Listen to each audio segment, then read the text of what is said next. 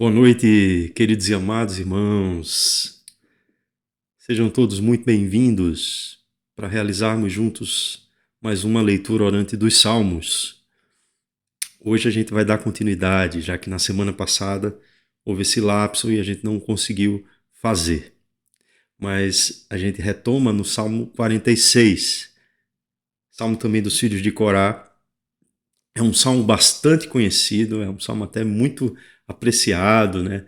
Para aquelas pessoas que gostam de decorar textos bíblicos e tem esse tipo de costume. É um salmo que tem apenas 11 versos, então a minha proposta, queridos e amados irmãos, é de fazermos duas leituras, com aquele intervalo, aquela pausa, para que a gente possa saborear o salmo, para que a gente possa degustar a palavra de Deus e perceber alguma parte desse salmo que Deus esteja se comunicando pessoalmente conosco, de maneira íntima e pessoal, tá? Então você que está chegando, meu irmão, minha irmã, se sinta acolhido. Tome a sua Bíblia no Salmo de número 46, Salmo de número 46, e a gente vai proceder com a leitura, tá? Vou fazer aquele intervalo, como já mencionei, e depois das duas leituras vamos fazer aquela breve interpretação do texto com algumas aplicações. A nossa Bíblia Almeida Revista Atualizada, ela traz um título, Deus é o nosso refúgio e fortaleza. Ao mestre de canto dos filhos de Corá, em voz de soprano, cântico. Deus é o nosso refúgio e fortaleza, socorro bem presente nas tribulações. Portanto, não temeremos, ainda que a terra se transtorne e os montes se abalem no seio dos mares, ainda que as águas tumultuem e espumejem, e na sua fúria os montes se estremeçam. Há um rio cujas correntes alegram a cidade de Deus, o santuário das moradas do Altíssimo. Deus está no meio dela, jamais será abalada. Deus a ajudará desde a antemanhã. Bramam nações, reinos se abalam, ele faz ouvir a sua voz e a terra se dissolve. O Senhor dos exércitos está conosco, o Deus de Jacó é o nosso refúgio. Vinde, contemplai as obras do Senhor, que assolações efetuou na terra. Ele põe termo à guerra até aos confins do mundo, quebra o arco e despedaça a lança, queima os carros no fogo. Aquietai-vos e sabei que eu sou Deus. Sou exaltado entre as nações, sou exaltado na terra. O Senhor dos exércitos está conosco. O Deus de Jacó é o nosso refúgio.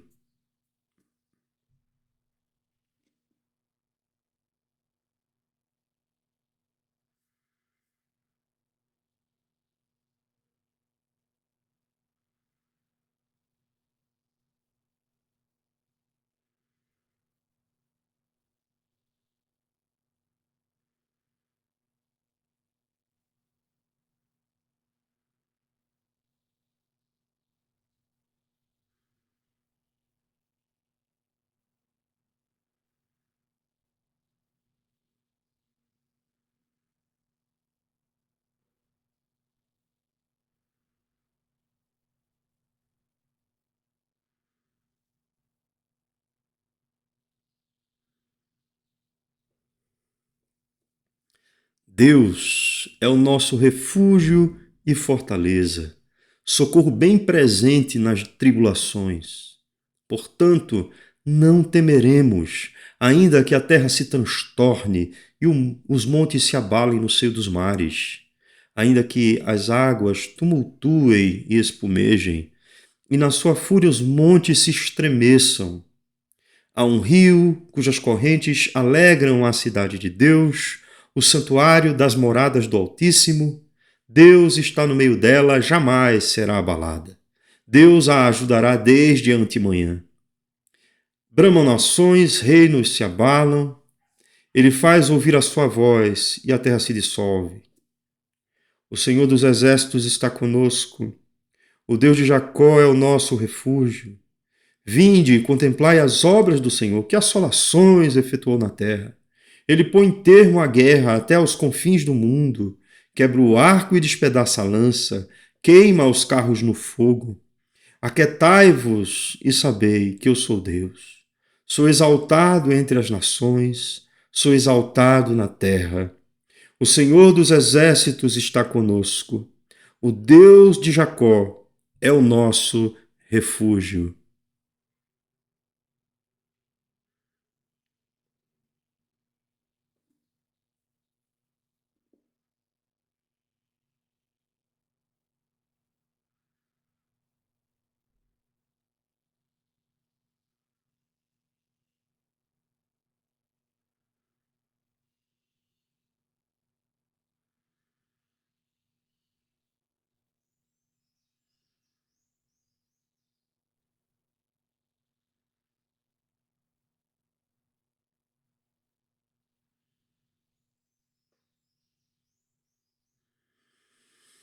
O Senhor dos exércitos está conosco. O Deus de Jacó é o nosso refúgio. Que salmo lindo, né, meus irmãos?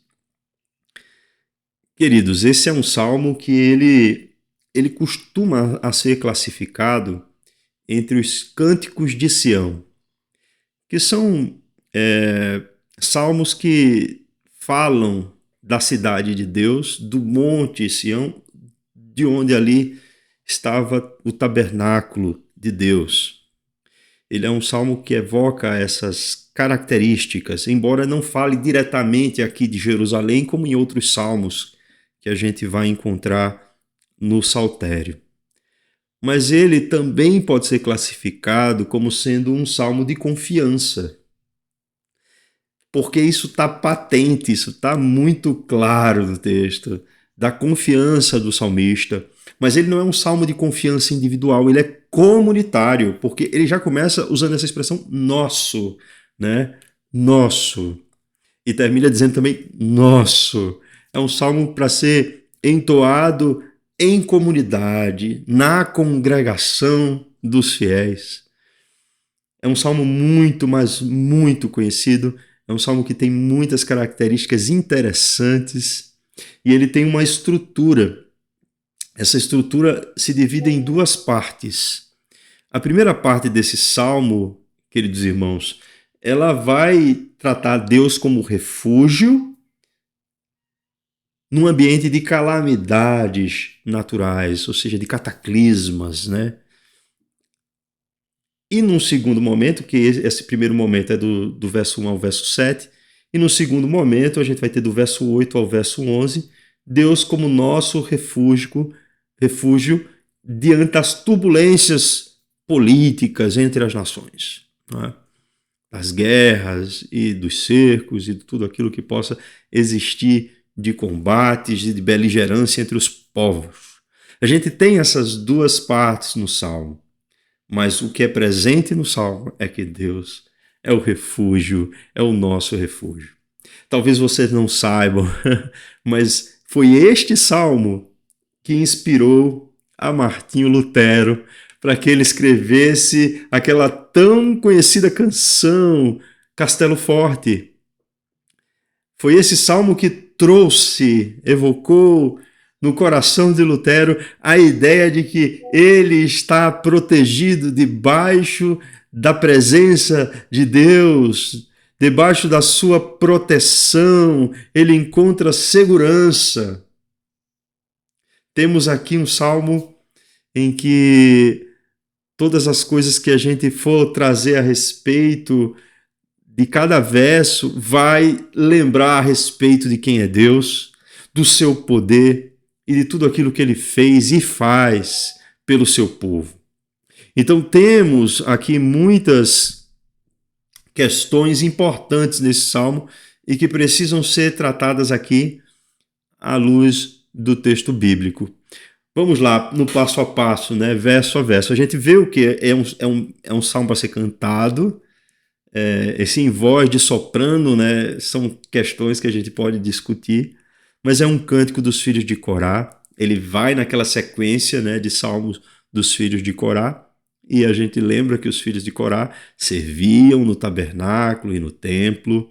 Eles tinham características de criarem, comporem salmos, mas também eles serviam na porta do templo e às vezes trazendo a congregação para adorar a Deus ali no templo, no tabernáculo, no templo, a depender de como se posicione historicamente o entendimento desse texto.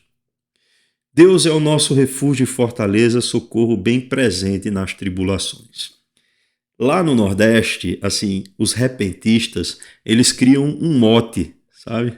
O mote é aquela parte do repente que ele repete, por isso o nome repente, né? Que ele repete para que seja aquela ideia articulada com outros versos.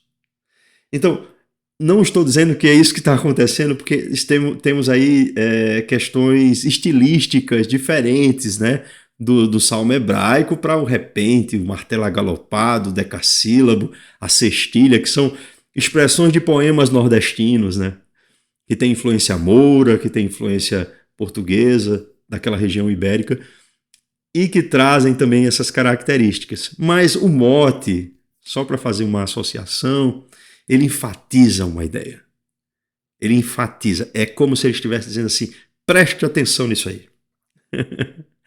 E nesse salmo, meus irmãos, é exatamente isso que acontece. É como se o salmista estivesse dizendo a todos que ao entoarem essa canção, prestasse atenção nesse fato de que Deus, o nosso Deus, ele é refúgio, ele é abrigo, ele é lugar de segurança e proteção, ele é fortaleza contra as ofensivas do inimigo, ele é socorro bem presente na angústia e na tribulação.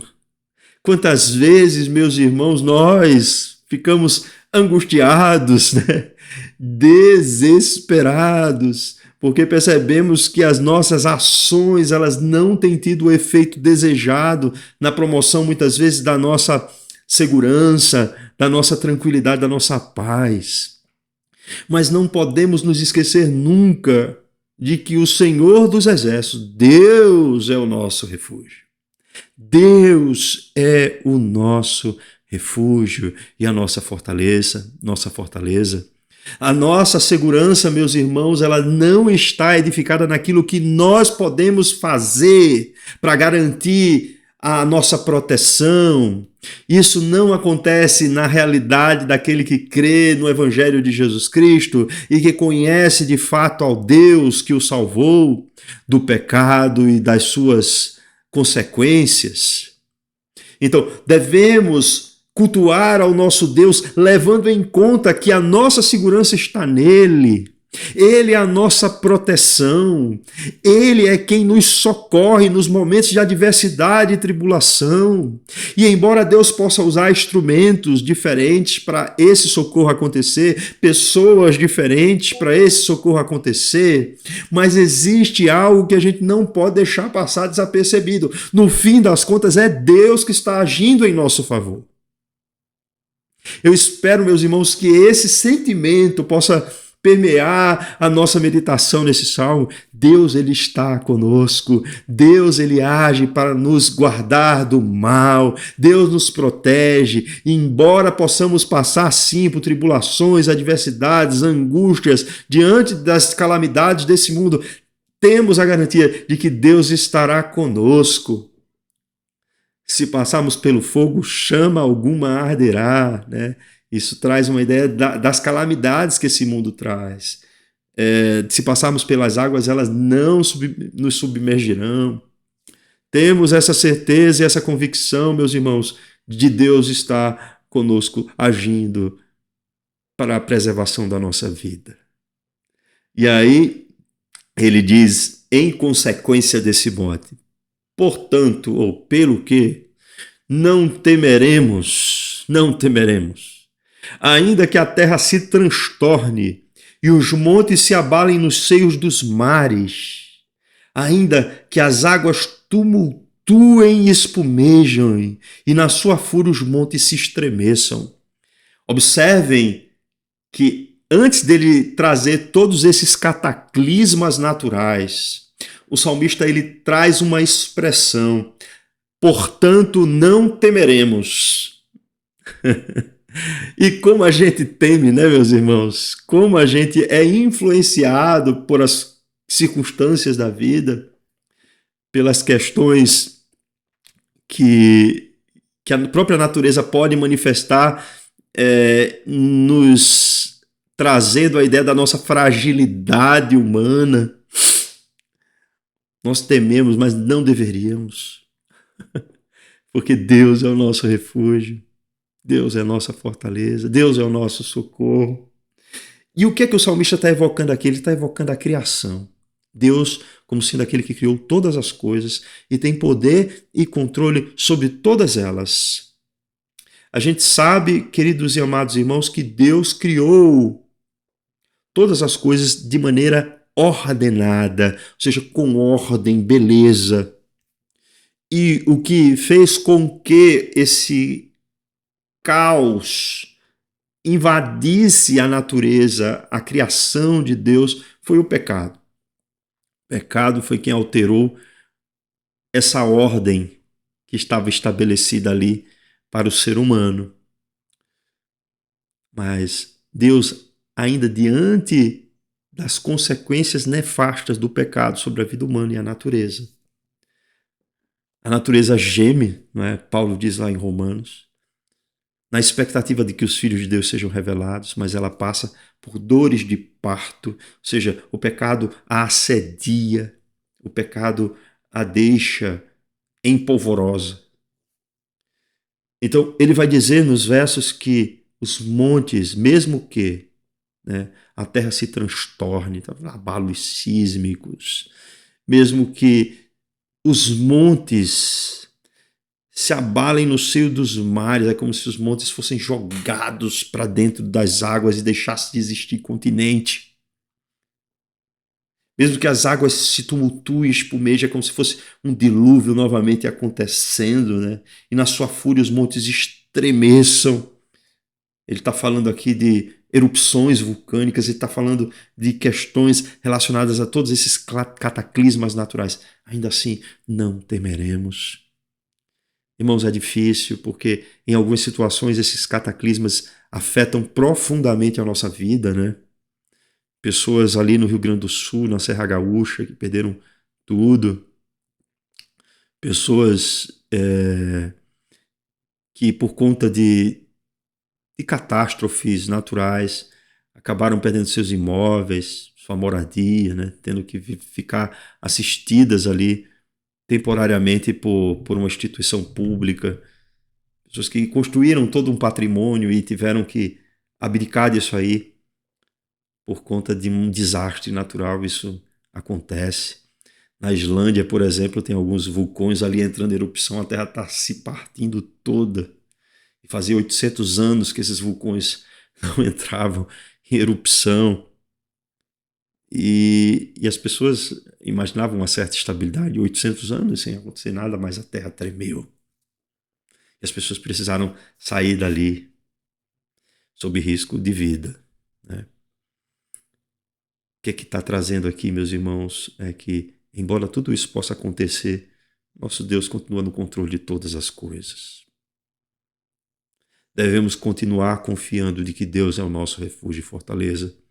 Ele é o socorro bem presente nas tribulações. Amém? No verso 4 ele continua dizendo: há um rio cujas correntes alegram a cidade de Deus, o santuário das moradas do Altíssimo. O Senhor está no meio dela, jamais será abalada. Deus a ajudará desde a antemanhã. Embora todos esses cataclismas se apresentem, há um rio, ele diz aqui, cujas correntes alegram a cidade de Deus, o santuário das moradas do Altíssimo. Aqui, meus irmãos, o salmista está evocando a criação do jardim do Éden. Lá no jardim do Éden existia um rio que cruzava ali aquele lugar. E aquele rio era um rio de vida. O rio, ele tem essa característica de, diferente do mar, de ter muitos abalos, ele nutre as margens, ele leva nutrientes para o solo. É por isso que no Salmo 1 se diz, né, que aquele que medita na palavra de dia e de noite e que não anda sobre o conselho dos ímpios é como árvore plantada junto a ribeiros de água.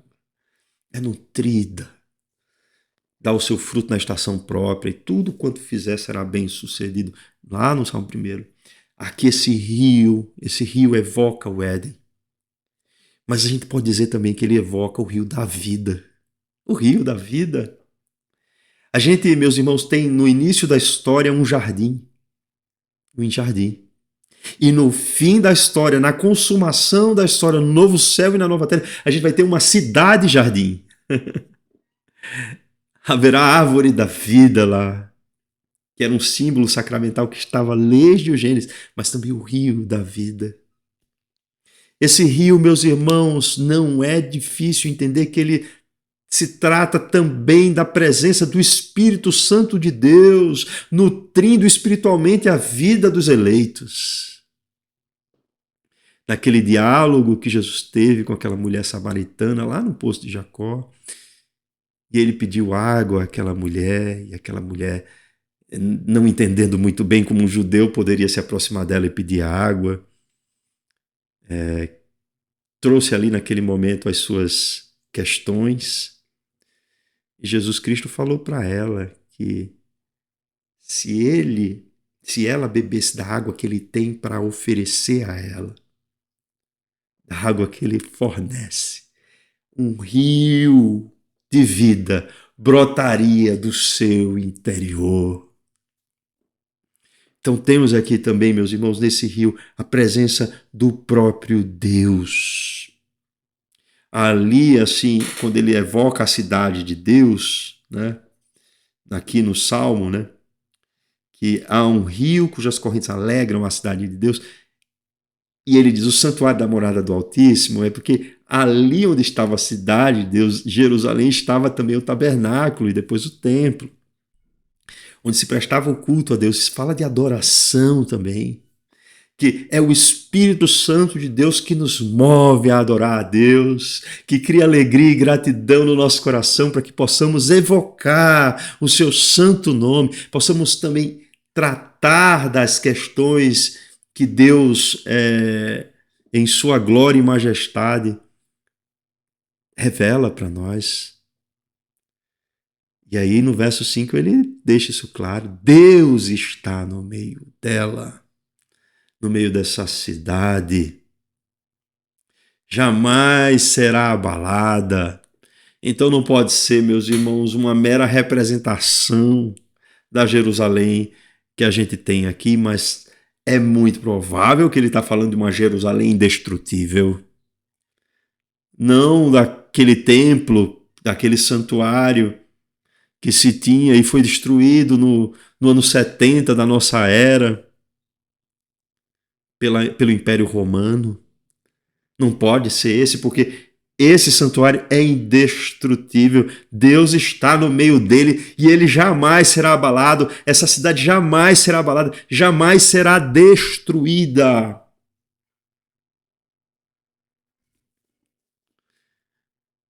Deus a ajudará desde a antemanhã. É óbvio que ele está falando da Jerusalém que desce do céu. É óbvio que ele está falando do templo, do santuário de Deus, daquele que não é erigido por mãos humanas, mas que é presente na vida do corpo de Cristo, que é a sua igreja. Quando se diz que Deus a ajudará desde a antemanhã, é porque nas batalhas, meus irmãos, é interessante. No início da manhã se começava, às vezes, a se guerrear. E dizer que Deus ajudaria antes, né, é dizer que Deus já está posto antes de que nós saiamos para combater. ele já está posto, ele já está pronto para batalhar as nossas batalhas. E uma das coisas que é muito difícil, principalmente para aquelas pessoas que têm uma necessidade de controlar as coisas, né? Controlar tudo, é admitir que a gente precisa confiar em Deus e que a gente não tem controle sobre nada. Por mais que a gente faça planejamentos, por mais que a gente defina algumas agendas para o futuro, não tem nada de errado nisso, tá? Mas no fim das contas, isso só será realizado com a permissão de Deus e se Deus quiser que isso aconteça. Precisamos sossegar, na verdade, é na providência de Deus sobre a nossa vida, meus irmãos. Porque, às vezes, como o pastor Hernandes Dias Lopes costuma dizer, a providência se apresenta para nós de maneira carrancuda, sabe? Como todos esses cataclismas que estão acontecendo aí, descritos pelo salmista, a gente olha ao redor, parece que está tudo sendo destruído, tudo acabando, tudo se dissolvendo. Mas a gente precisa continuar crendo, porque há questões que, embora no momento a gente não saiba explicar nem dizer o motivo de estarmos vivendo essas questões, Deus está no controle delas. E Ele é o Deus que nos socorre nas tribulações, é o Deus que nos ajudará desde antemanhã. E aí a gente tem aqui, meus irmãos, questões sobre os reinos. Vejam só. Bramam nações, reinos se abalam, e ele faz ouvir a sua voz e a terra se dissolve. Olha o mote. O Senhor dos Exércitos está conosco, o Deus de Jacó é o nosso refúgio. Ele está falando aqui de que não dá para a gente confiar nos reinos desse mundo, nas nações desse mundo. Não dava para o povo de Israel achar que uma nação externa seria a sua tábua de salvação, porque não existiria nenhuma tábua de salvação se não fosse procedente do próprio Deus para com eles. Então a gente tem aqui, meus irmãos, uma expressão que ele faz ouvir a sua voz e a terra se dissolve. Deus é poderoso, meus irmãos. No domingo foi lido na abertura lá do culto da Congregação Nova Esperança, o Salmo 29. E o Salmo 29 evoca essa questão da voz de Deus como sendo poderosa, cheia de majestade e poder. A voz de Deus é uma expressão do próprio Deus, meus irmãos. Ela tem sim que ser temida, respeitada, reverenciada pelo seu povo. O Senhor dos Exércitos está conosco. Deus de Jacó é o nosso refúgio. Quando se fala o Senhor dos Exércitos, ele está dizendo que é aquele que peleja em nosso favor. É o Deus que criou todas as estrelas, os exércitos celestiais. É o nosso Deus. E esse Deus é o Deus em quem nós nos refugiamos, não nas nações, não na expectativa que temos de outras pessoas, mas aquilo que o nosso Deus tem a fazer por nós.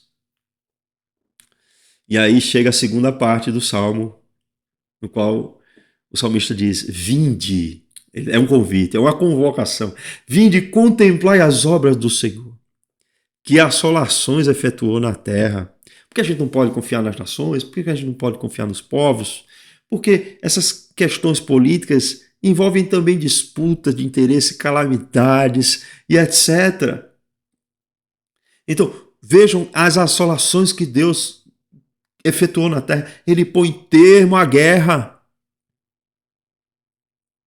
Até mesmo, meus irmãos, esses conflitos entre os povos, conflitos internacionais, conflitos de interesse político, eles só existem porque Deus permite que eles existam. Mas quando Deus diz assim, ponto final, é ponto final. Eles cessam. É por isso que a gente deve buscar a Deus, ao invés de buscarmos o favor dos homens.